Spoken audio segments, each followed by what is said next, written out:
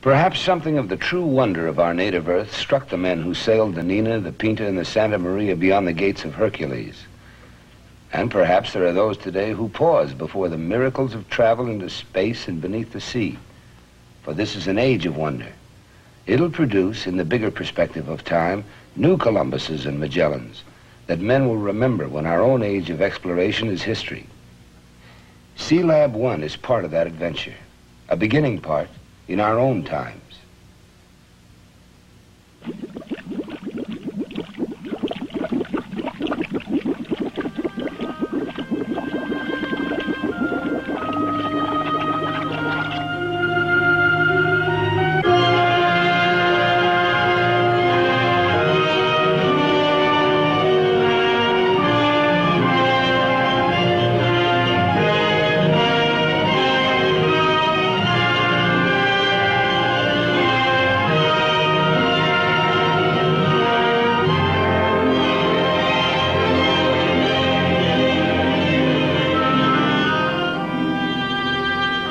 A free-swimming diver moves through the realm that was once called the silent world, if only because there were no men to hear the sounds and understand the message from the deep. On his back, the scuba gear proclaims him, for all his presumption, an outlander to this realm, an alien. In times beyond the telling, all that lived upon our planet were native to these waters. Waters that cast their blue light as far into space as the size of this planet Earth, and its sun-reflected light permit. Earth, this only place in all the universe where man has discerned liquid water, this rarest of ingredients in the cosmos. What is rare in the known universe blankets our hometown world, the planet Earth. Some 70% of it is covered by the seas. The continental shelf alone, this water-covered plateau that surrounds the continents, is the size of Africa, or 3 times the size of the United States. Explorable, as we see. Exploitable, too. And how much more so it would be if man were a freer agent, like these individuals. At least an immigrant, a kind of resident. If only he didn't have to come up for air so often. But he has to come up, sooner or later. For purposes of ocean exploration, the later the better. As long ago as the 1870s, Francis Paul Burt discovered the formula that is the E equals mc squared of the diver. He can prevent the possibly fatal bends by slowly decompressing at the rate of 20 minutes for each atmosphere of pressure. In 1915, Professor Thompson of MIT mentioned to the Bureau of Mines that helium should make a good gas for breathing under the heavy pressures of the undersea waters. This was a breakthrough indeed. Let us now, for the sake of getting to the point, pass over those dreamers and tinkerers, those scientists and technicians, those curious types of many lands and generations who brought the state of the diving art to the scuba and beyond. Our present chronicle begins in late 1963, when 2 Navy doctors, Captain George Bond and Commander Robert Workman, supervised Project Genesis, in which human beings remained in a highly pressurized chamber for 2 weeks.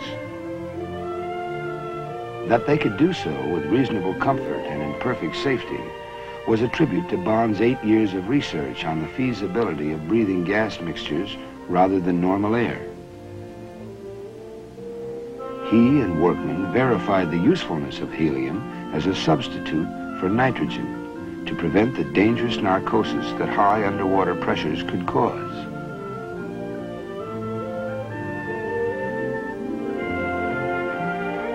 Let us now leap forward in time to midsummer 1964. The Office of Naval Research, inspired by Project Genesis, had designed a strange-looking capsule, the work of Lieutenant Commanders Roy Lanphier and Arthur Gross.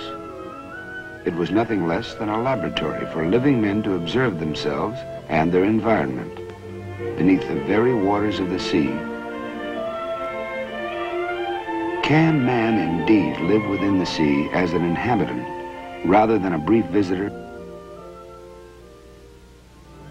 It takes a heap of logistics to bring the normal world into an abnormal place. But that, perhaps, is what exploration means. So imagine, if you can, all the planning and thinking, conferring and designing, research and construction that took place in the months and years before this particular Navy tug began to tow this unique orange capsule. The place, America's man-made structure called Argus Island, in the waters 30 miles southwest of Bermuda. The time, July 1964. The occasion, the proof of the pudding for Sealab I.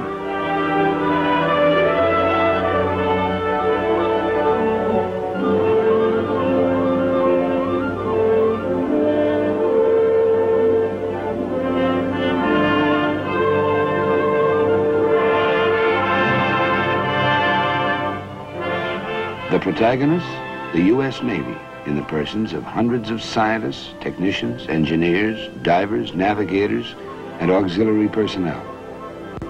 But 6 men in particular deserve the main focus of our attention.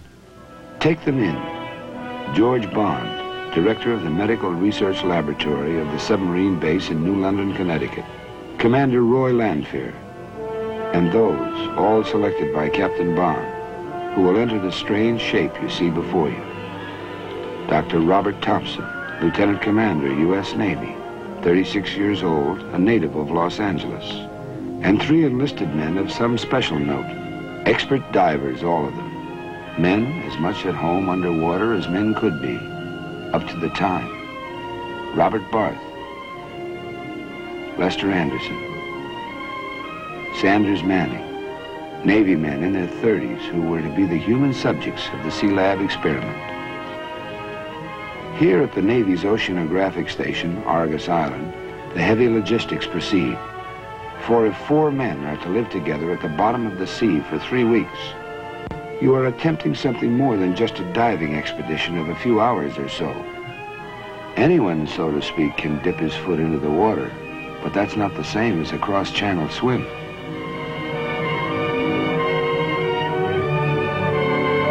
Comes the time for all the maneuvering and preparations, all the testing and retesting, when you stop cutting bait and start to fish. In this case, you load up the bins of the capsule with ballast, say 10 dozen railroad axles and about 10 tons of steel clumps, and it will stop floating and start sinking. Simultaneously, you work precisely and even delicately with mooring lines, cables, connections. Fallibility can be fatal in this new seamanship.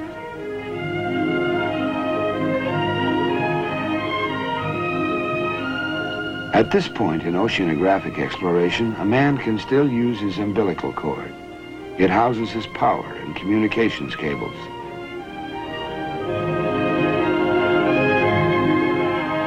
Hovering around beneath the surface in the manner of anxious midwives, the divers make certain that all is well.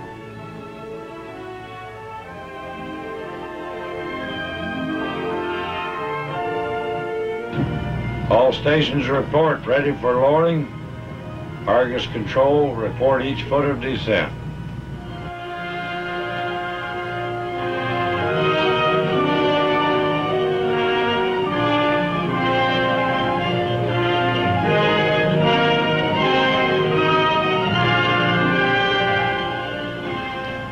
"61 feet, aye.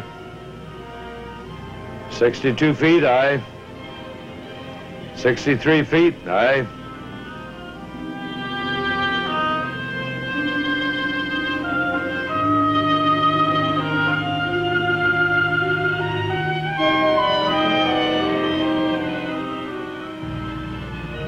"150 feet, aye. You have gas enough to go all the way to the bottom."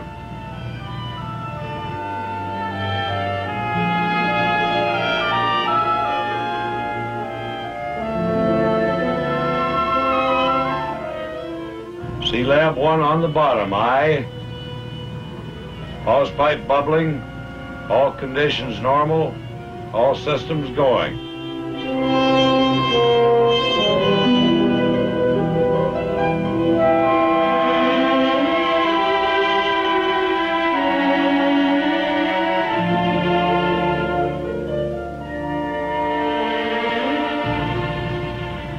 Mazzoni, will you check the absolute pressure, please? 95.1 on the bottom. Sealab I, our orange capsule, has not yet received its complement of mankind. The deep, dark blue ocean of Lord Byron is a lot more interesting if you can, in Captain Bond's words, make man a free agent in the sea, not just for a few minutes, but for days. And so 4 men entered the submersible decompression chamber, or SDC, to take an elevator ride 192 feet down to the bottom of the sea.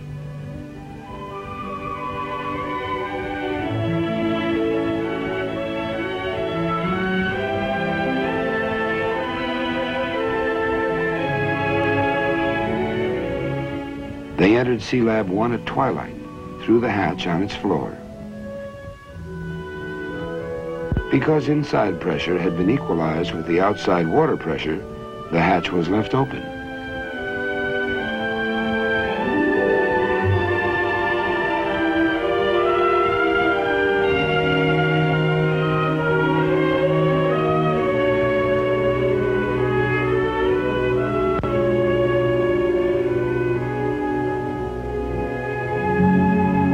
The gas mixture approximated 96% helium and 4% oxygen, but it was gradually adjusted to 76% helium, 20% nitrogen, and 4% oxygen. The interface of water at the open hatch tended to absorb the nitrogen faster than the other gases. Normal air, of course, contains 78% nitrogen, but at the Sealab's pressure, it would be forced into the bloodstream to create nitrogen narcosis, a dangerous, intoxicating condition. Topside, Captain Bond kept in constant touch with his protégés below. Referring to himself as Papa Topside and to them as his children, he managed nonetheless to keep the foursome undisgruntled because of their deep respect for him. Hadn't he, after all, taken some hefty dives of his own, including one of 302 feet in 54 seconds back in 1958, wearing only a life jacket? That was about 3 times as far as experts considered a safe limit. The television monitor topside takes in the spectacle of fooling around with a fishing rod on the back porch. Even in these depths, privacy is not all that easy. The video eye of Big Brother takes it all in. A man can do many things theoretically. He can, for example, assume a certain atmosphere on Mars and then deduce its effect on a human being. But there's nothing like being there. So blood samples from a man 192 feet below the surface of the sea are worth the taking and the logging.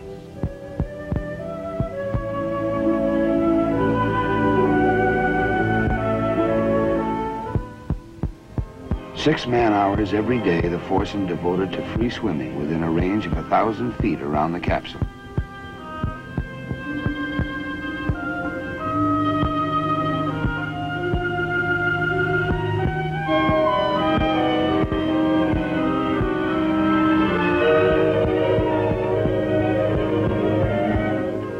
They set up gear for scientific experiments along the bottomland of white coral sand.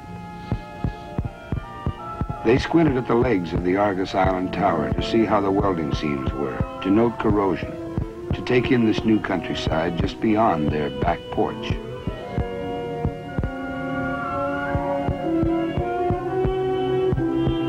Sometimes they mixed with divers from the barge, including photographers and cameramen.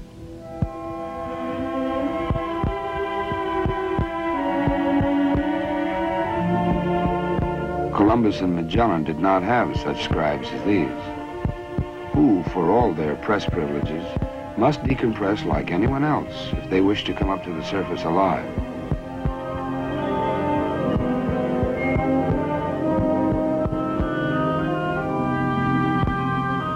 You take your time coming up.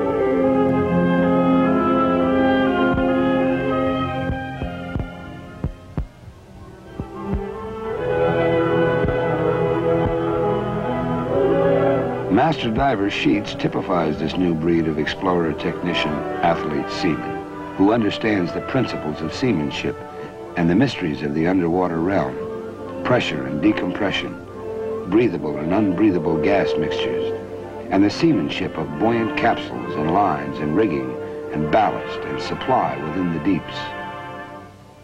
For this too is seamanship, this art and science of man upon the sea and within the sea.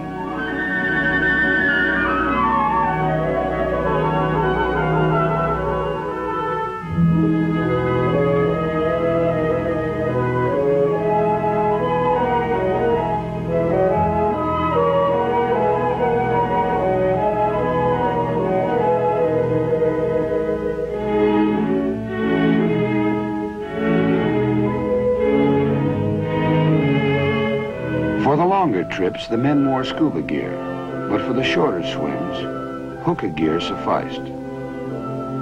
This consisted of 2 tubes connected to Sealab, one to bring them the Sealab's own mixture of helium-centered atmosphere, the other to return the used gas to the capsule.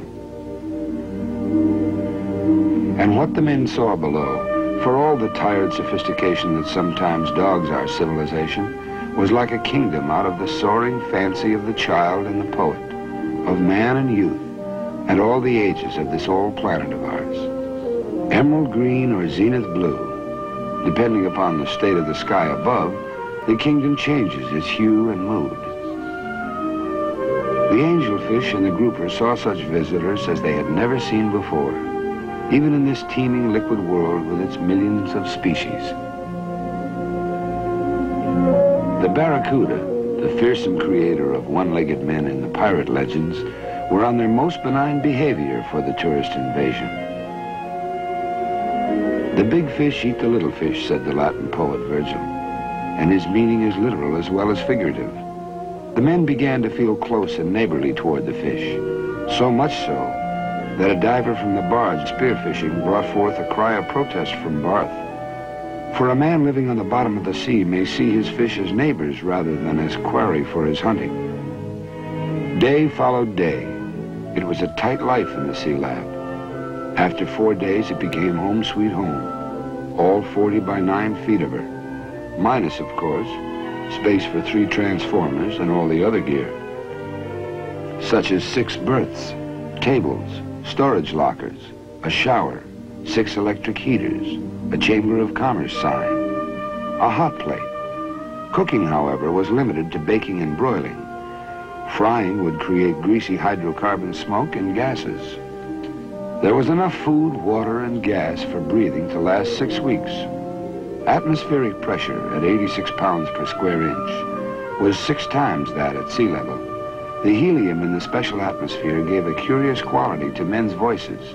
Everyone sounded like Donald Duck. Topside, a helium unscrambler made the men's voices somewhat more comprehensible. Sealab 1, this is Sealab Control. Anderson, man the helium unscrambler and give me some test phrases.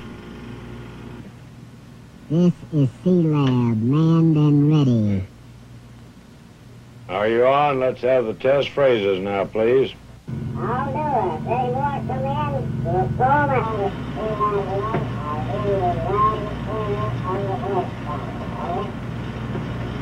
That's very good. I hear you loud and clear on the scrambler. The Sealab atmosphere did not contain enough oxygen to light a match, hence no smoking.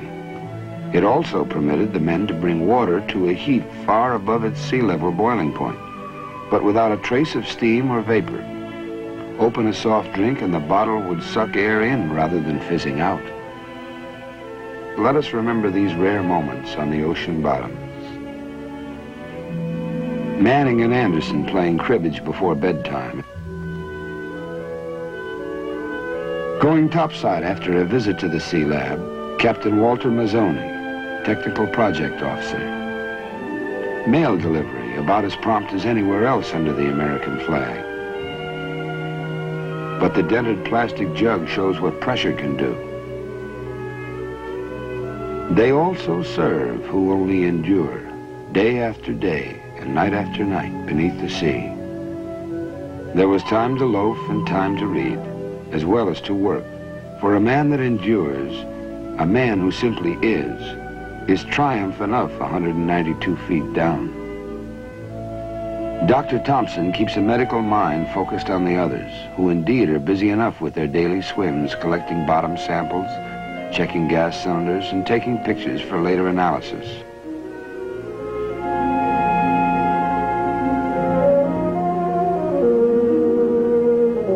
The men, living in the still alien realm of the waters, lost all their fear, began to feel that they belonged where they were, that they could go for a swim without their air tanks. You even forgot you had to go back to Sealab for air, Dr. Thompson recalls. One night I dreamed I was breathing oxygen from the sea. There came forth here beneath the sea a dailiness and a routine that were in themselves a mute tribute to man's power of adaptation. If here, why not on the moon?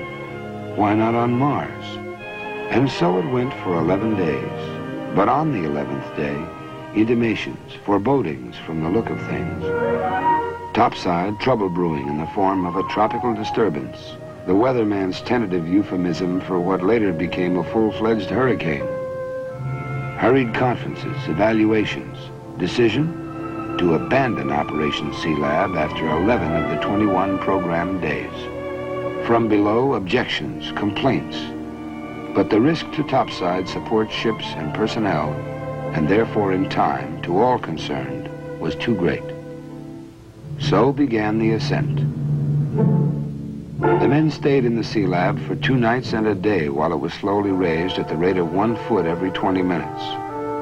At which pace, the men within became accustomed to the decreasing pressure as they neared the surface. But at the 84-foot level, trouble.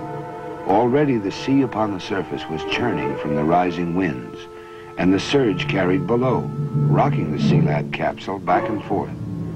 Decompression pressures could no longer be contained. So, at 84 feet, the men transferred to the submersible decompression chamber to rise to the surface, where they remained another 25 hours before they saw, once again, the light of atmospheric day. Decompression took 55.5 hours in all. Had the men not ascended gradually, ridding themselves of the absorbed gas little by little, dangerous bubbles might have formed in their bloodstreams and risen to their brains, a fatal probability. This danger, Barth said, is the monkey on every diver's back. It's tedious, of course, waiting it out in the SDC. But tedium is preferable to death. Patience is the most important virtue a diver can have.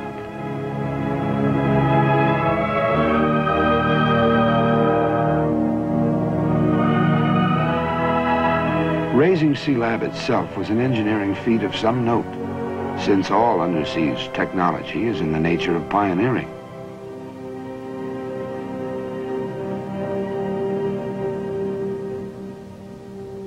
Scratched by cables rubbing against her, she emerged none the worse for the 11-day weight of the ocean upon her.